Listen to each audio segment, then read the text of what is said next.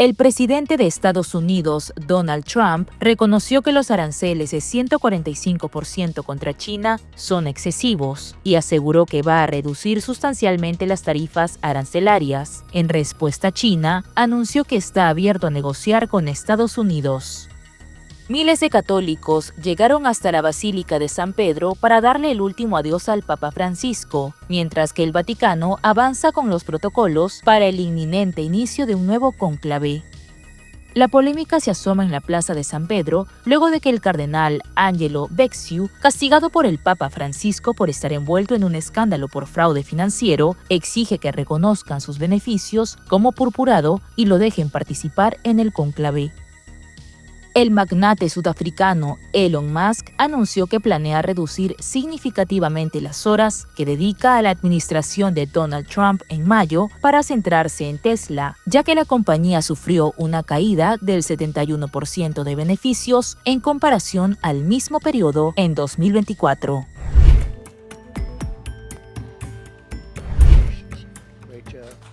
El presidente de Estados Unidos, Donald Trump, anunció el martes que va a reducir los aranceles a muchos productos chinos.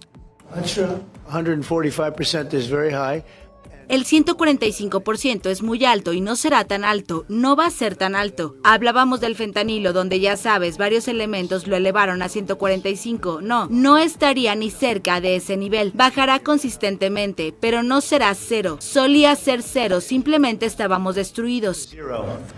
Used to be zero. We were just destroyed. China was.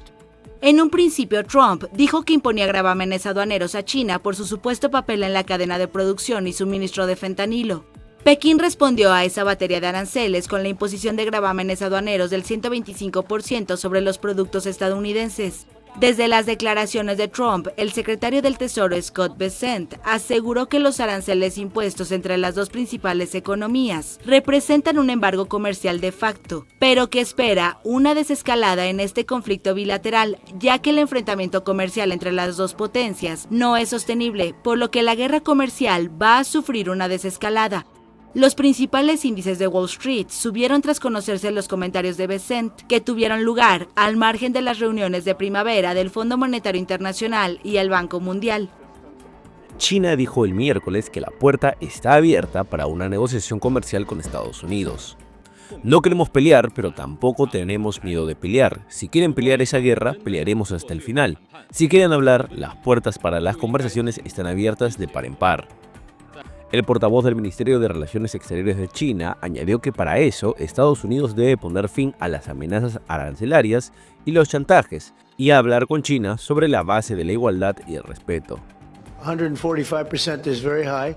Sus declaraciones tuvieron lugar después de que el presidente estadounidense Donald Trump hablara el martes de una rebaja sustancial de los aranceles a la segunda potencia económica del mundo.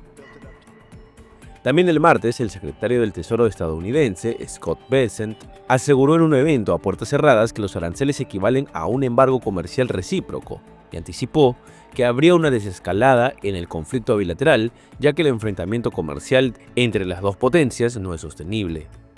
Desde su regreso a la Casa Blanca en enero, Trump ha impuesto aranceles adicionales del 145% a muchos productos procedentes de China. Esto incluye tarifas aplicadas inicialmente por el supuesto papel de China en la cadena de suministros del fentanilo y posteriormente por prácticas que Washington consideró como desleales.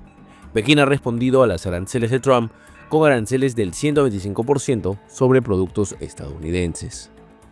En lo que ha sido un giro drástico en sus declaraciones más recientes, el presidente de Estados Unidos, Donald Trump, dijo el martes que nunca tuvo intención de despedir al presidente de la Reserva Federal, Jerome Powell. El mensaje es un cambio drástico respecto al día anterior, cuando Trump llamó a Powell un gran perdedor en una publicación de Truth Social e insinuó que lo despediría.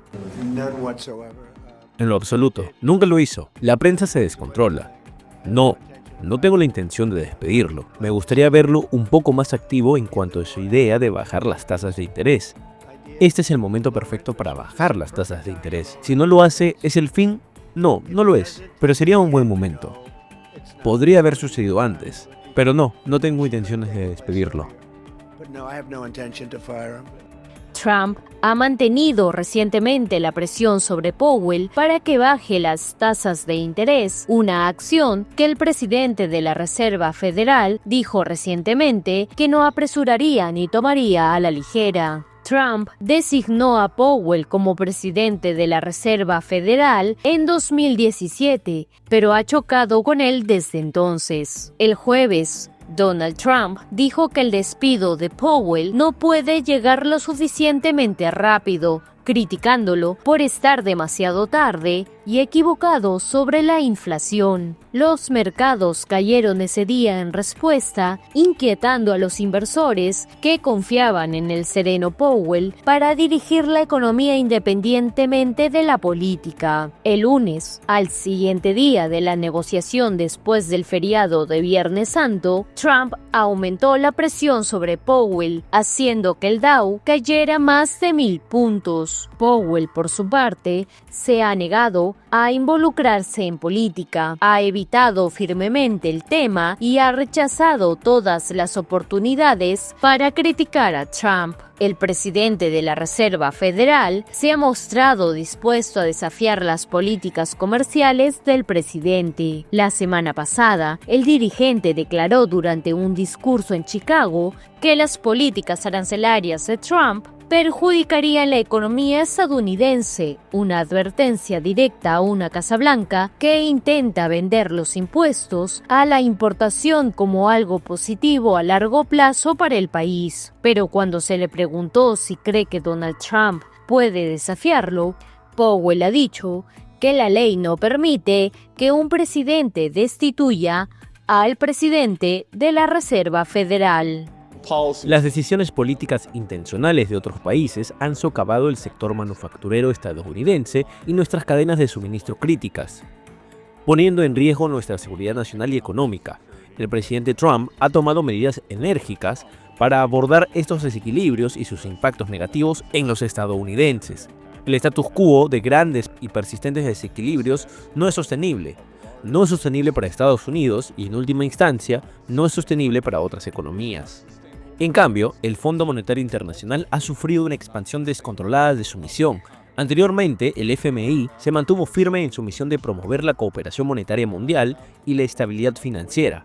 Ahora dedica una cantidad desproporcionada de tiempo y de recursos a trabajar en el cambio climático, el género y cuestiones sociales.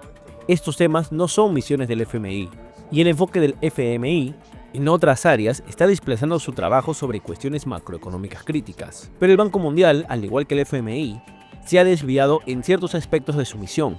El banco ya no debería esperar cheques en blanco para dar una publicidad insulsa y centrada en palabras de moda, acompañadas de compromisos de reforma poco entusiastas. A medida que el banco retoma su misión principal, debe utilizar sus recursos de la manera más eficiente y eficaz posible, y debe hacerlo de una manera que demuestre valores tangibles para todos los países miembros. Existe una gran oportunidad aquí, ya que Estados Unidos busca reequilibrar su economía hacia una mayor manufactura. La clave sería un menor consumo. Si China toma en serio una menor dependencia del crecimiento manufacturero impulsado por estas exportaciones y un reequilibrio hacia la economía nacional, creo que han utilizado el término de circulación dual. Si China toma en serio una menor dependencia del crecimiento manufacturero impulsado por las exportaciones y un reequilibrio hacia una economía nacional, creo que utilizan el término circulación dual. Bueno, ahora mismo es una circulación singular, y si quieren reequilibrar, hagámoslo juntos. Esta es una oportunidad increíble. Creo que si el fundador de Bridgewater, Ray Dalio, escribiera algo, podría llamarlo un hermoso reequilibrio. El presidente de Brasil, Luis Ignacio Lula da Silva, y su par chileno, Gabriel Boric, cuestionaron duramente el martes los aranceles impuestos por Donald Trump. Los dos líderes de izquierda se reunieron para la firma de una docena de acuerdos bilaterales en Brasilia, mientras América Latina teme las consecuencias de los aranceles de Trump a la mayoría de los bienes que entran a Estados Unidos.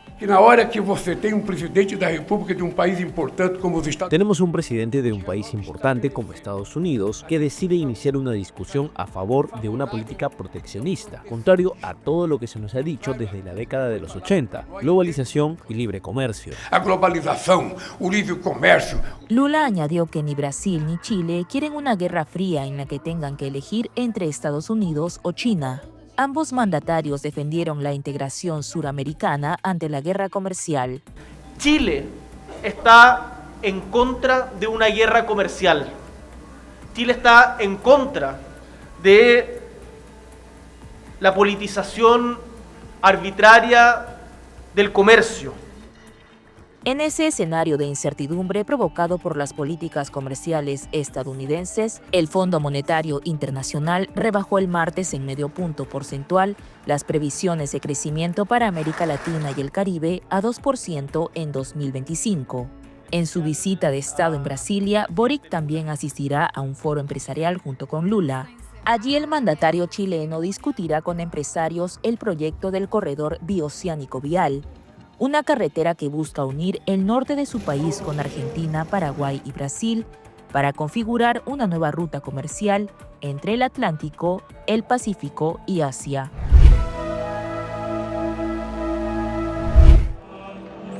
Los restos mortales del Papa Francisco han sido trasladados este miércoles de la Casa Santa Marta a la Basílica de San Pedro, donde su cuerpo reposará para que los fieles puedan rendirle un último tributo antes de la misa de exquisas que tendrá lugar este sábado 26 de abril del 2025.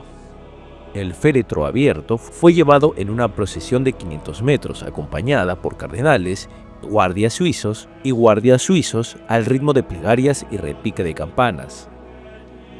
Más de 20.000 personas se habían congregado en la Plaza Mayor para presentar sus respetos al extinto pontífice y prorrumpieron en un aplauso moderado pero sostenido mientras el féretro subía la escalinata y entraba a la Basílica de San Pedro.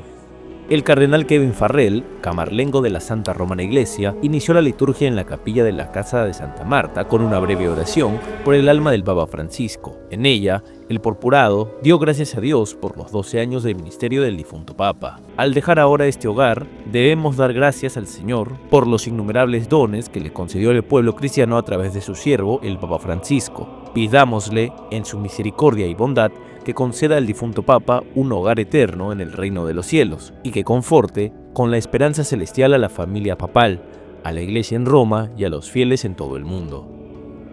A diferencia de sus predecesores, el cuerpo de Francisco fue depositado en un ataúd ante el imponente baldaquino barroco de Bernini y no en un catafalco. Esto fue un pedido expreso del líder espiritual de 1.400 millones de católicos en el mundo, que solicitó una mayor sencillez y sobriedad en los ritos fúnebres. Francisco también pidió ser enterrado en la Basílica de Santa María la Mayor de Roma en vez de la de San Pedro. Será así el primer papa en ser enterrado fuera del Vaticano desde León VIII en 1903. Los fieles tendrán ahora 3 días hasta la tarde del viernes para poder ingresar a la basílica y así despedirse del pontífice argentino.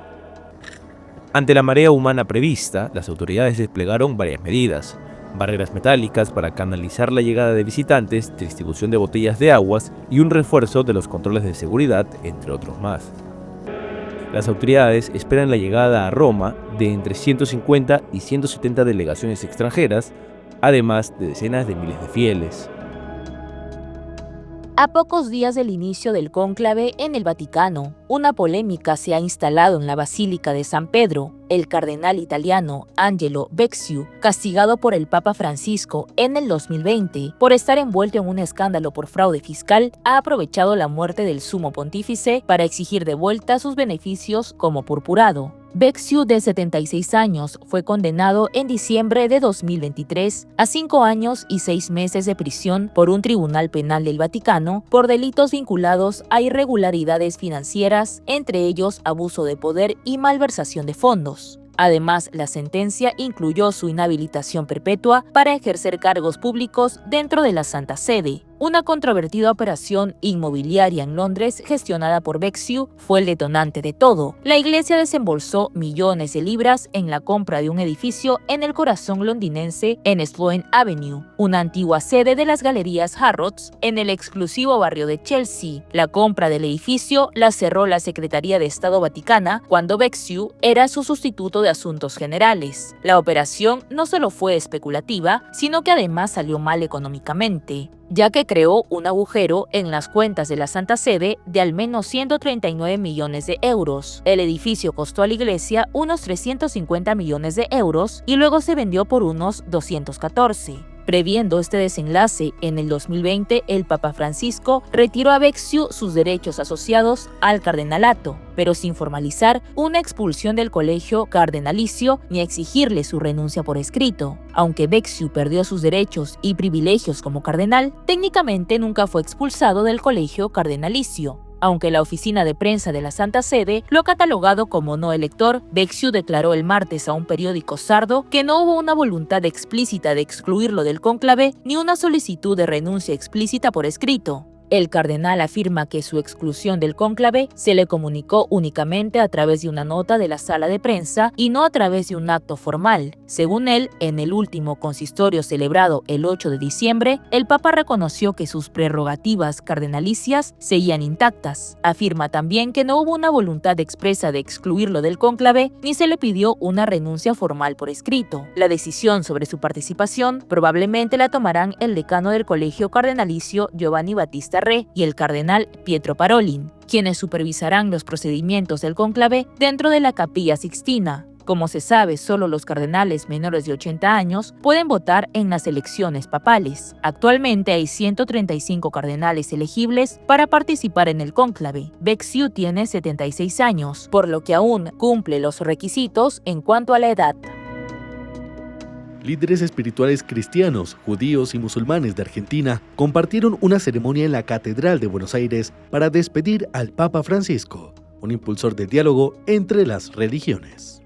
En la ceremonia, el arzobispo de Buenos Aires, Jorge Ignacio García Cuerva, recordó que para Francisco, quien falleció el 21 de abril, dijo que el diálogo entre las distintas religiones es el camino de la paz y el enfrentamiento que se ha dado históricamente entre algunas religiones no es por las convicciones de fe, sino por las deformaciones de fe. Sigamos juntos construyendo la paz, creo que es el mejor homenaje que podemos hacer a nuestro querido Francisco, trabajando por el bien común, trabajando por los más pobres, que tenían en el lugar del Padre, en el corazón del Papa, un lugar especial. En la ceremonia también estuvieron presentes el rabino Daniel Goldman, Norberto Zaraco, pastor de la Iglesia Evangélica, la pastora Mariel Pons, de la Iglesia Evangélica Metodista Argentina, y el Sheikh Salim Delgado, del Centro Islámico de la República Argentina. Se preocupó de forma genuina por los pobres y los más vulnerables de la sociedad. Recordamos su visita a Tierra Santa y su preocupación al que cesen los conflictos armados.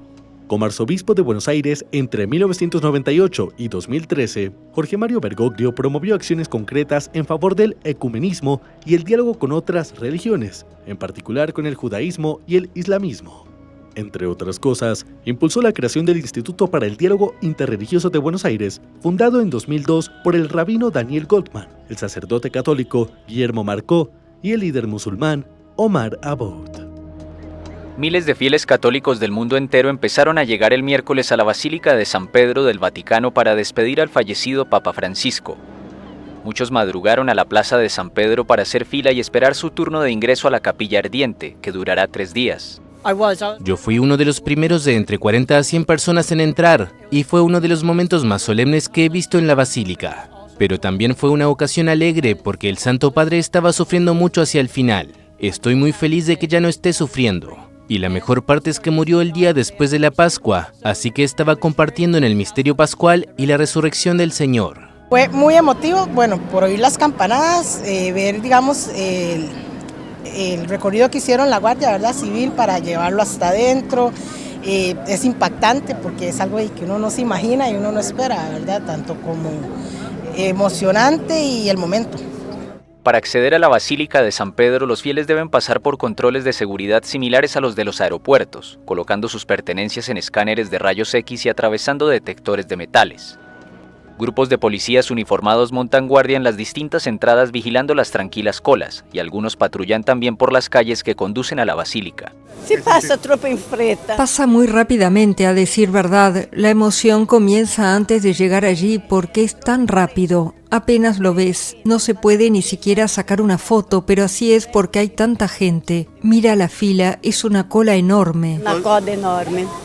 El ataúd con los restos mortales de Jorge Mario Bergoglio se instaló abierto ante el imponente baldaquino barroco de la basílica, con su inseparable rosario entre las manos y casulla roja.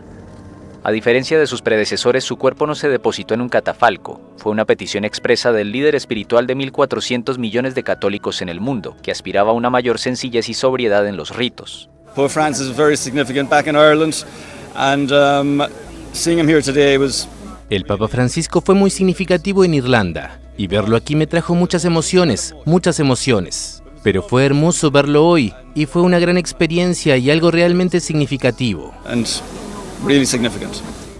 Roma se prepara para acoger a decenas de miles de católicos en los próximos días. Cuando su predecesor Benedicto XVI falleció el 31 de diciembre de 2022, 200.000 personas se recogieron ante su ataúd. Pero con su estilo austero y cordial, el jesuita argentino despertó un mayor fervor popular durante sus 12 años de pontificado, que le valió también críticas del sector más conservador de la Iglesia Católica. Muchos dirigentes ya anunciaron además que viajarán al Vaticano para la misa funeral prevista el sábado en la mañana en la Plaza de San Pedro.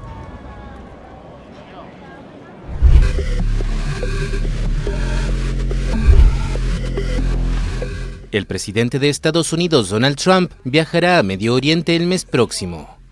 Así lo anunció el martes su portavoz, Caroline Leavitt. Viajará a Arabia Saudita, Qatar y Emiratos Árabes Unidos del 13 al 16 de mayo. Este será el segundo viaje internacional del presidente estadounidense desde su investidura el 20 de enero, una vez que asista el próximo sábado al funeral del Papa Francisco en el Vaticano. El jefe de la diplomacia saudí viajó a Washington a principios de este mes para sentar las bases de una visita de Trump. El republicano ya eligió en 2017 este reino ultraconservador rico en petróleo para su primer viaje como mandatario. El príncipe heredero saudí Mohammed bin Salman prometió en enero inyectar $600 mil millones en comercio e inversiones estadounidenses.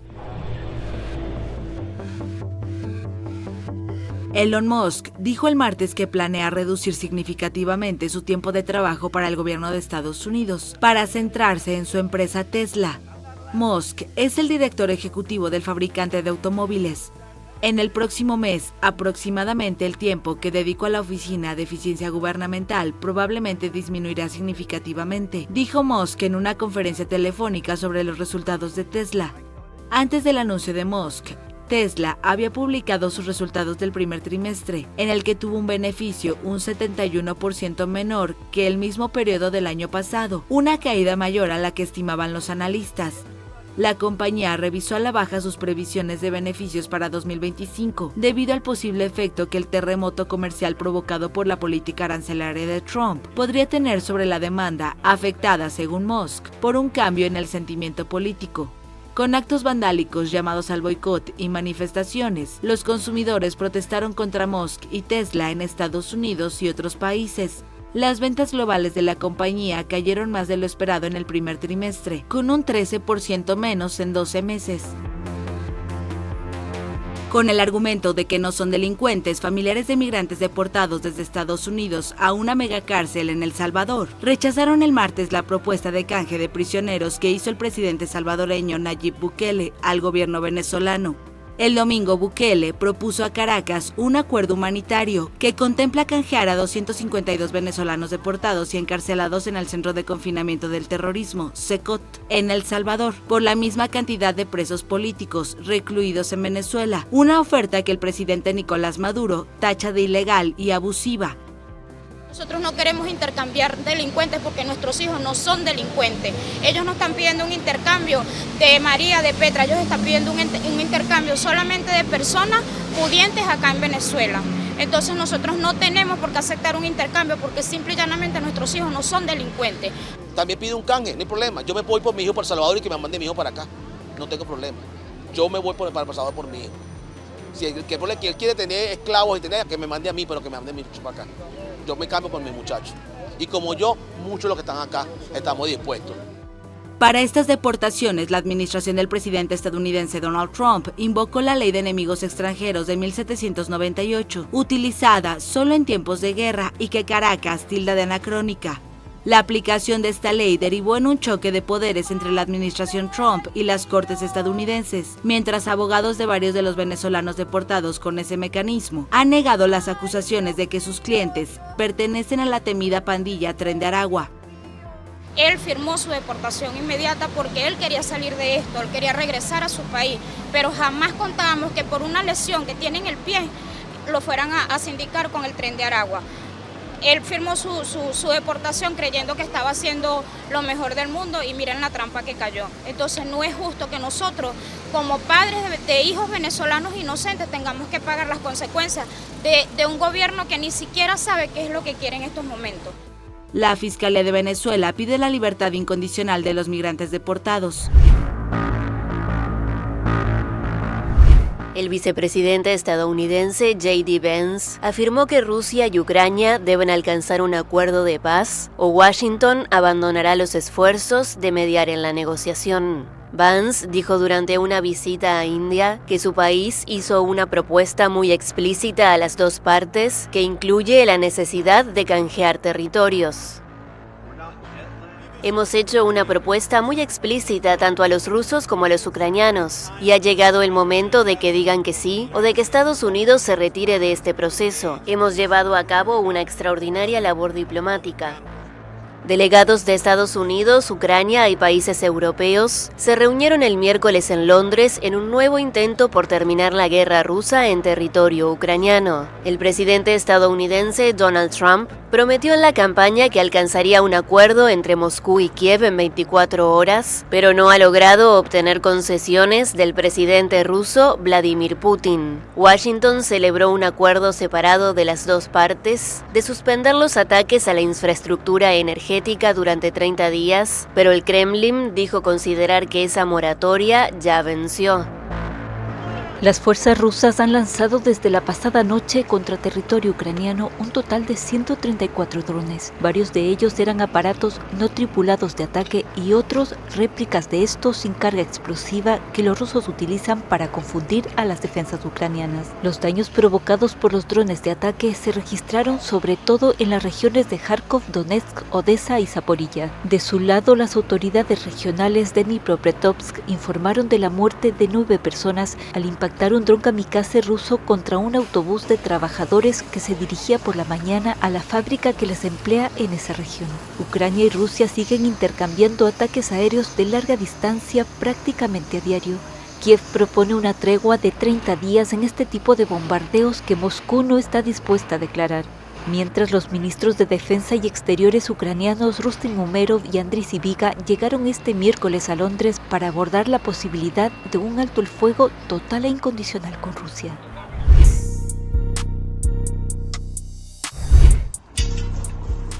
Un terremoto de magnitud 6,2 sacudió este miércoles Estambul, generando momentos de pánico entre la población, aunque sin provocar daños materiales ni víctimas. El epicentro se ubicó a unos 20 kilómetros al sur del distrito de Silivri, en el mar Mármara, y a una profundidad de casi 7 kilómetros. El temblor se produjo a las 12:49 hora local. Las autoridades turcas confirmaron que no hubo afectaciones en infraestructuras clave como carreteras, aeropuertos o el metro. Solo se reportó la caída de un edificio ya abandonado. En distritos cercanos como Beyoglu, decenas de personas salieron asustadas a la calle, mientras que en otras zonas continuaron con su rutina. En Sakarya se suspendieron eventos por el Día del Niño. La ciudad, con 16 millones de habitantes, se encuentra cerca de una falla activa que preocupa desde hace décadas. Expertos advierten sobre un sismo mayor, aunque sin fecha previsible. Y es que aunque no hubo daños, el temor persiste, ya que se han registrado al menos 6 réplicas superiores a los 4 grados. Por ello, algunos distritos habilitaron espacios públicos como refugio temporal. Jane Fonda acusó el miércoles al presidente de Estados Unidos Donald Trump de haber hecho un pacto con el diablo por su apoyo a la explotación de combustibles fósiles. La actriz y activista estadounidense de 87 años se expresó así sobre el mandatario en una rueda de prensa junto a responsables de la organización ambientalista internacional Greenpeace. Está muy claro para todos los que eligen ver y tienen los ojos abiertos que el presidente Trump ha hecho un pacto con el diablo. El diablo es la industria de los combustibles fósiles. Conocido por su negacionismo del cambio climático, Trump denunció el Acuerdo de París sobre el clima apenas volvió al poder, el 20 de enero. Desde entonces prometió impulsar la extracción de carbón en Estados Unidos y, en términos más generales, se ha comprometido a apoyar la explotación de los combustibles fósiles a golpe de desregulación. Estas son las regulaciones que permiten a los estadounidenses y a personas de todo el mundo respirar aire limpio, beber agua segura, y él está dispuesto a sacrificar todo eso para que sepamos de qué lado está. Él está del lado de la muerte, nos está matando y la naturaleza de la que dependemos para nuestras vidas. Fonda dijo que a pesar de los intentos de Trump de demoler el multilateralismo y socavar los procesos internacionales para proteger la naturaleza, la esperanza para el futuro del planeta todavía es posible con medidas para paliar la crisis climática, y exhortó a la sociedad a resistir con todas sus fuerzas.